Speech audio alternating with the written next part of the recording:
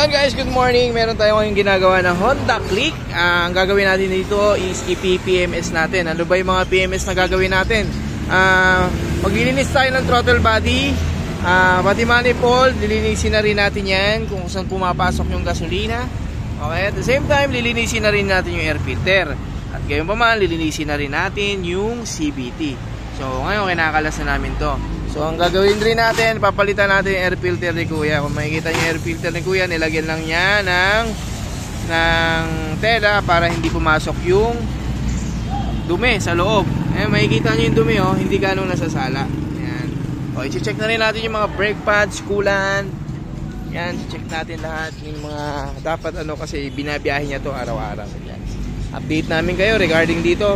Lilinisin na rin natin yan. Kasama na rin yan sa PMS. Mas maganda dito, mura lang po kami. All in na po kami. Check nyo na lang po sa page namin. Yun, update sa ginagawa natin na Honda Click. So ito yung Honda Click nya. Yan.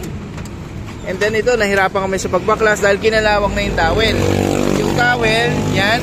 Ito yung nakakabit dito sa may, yan, sa crankcase housing. So mahirapan yung baklasin yung cover. Ang gagawin mo dyan, pupukin mo lang dito. Yan. So, lilinisin natin ito lahat. Papalitan na rin natin kung ano yung mga dapat palitan.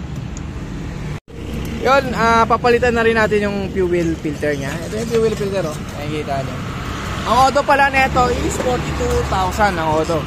So, ang nangyayari dito, pag medyo mataas-taas na yung mileage ng tinakbo ng motor nyo, ganyan yung mangyayari.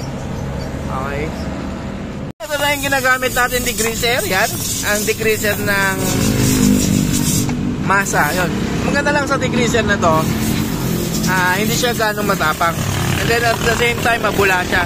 Kaya kakapag nilinis mo yan ng ayan o, babaan lahat yan. Ano? Diba? Sobrang dumi niya kanina, pero ngayon sobrang linis na. Papalitan na rin natin ng fuel filter yung motor niya.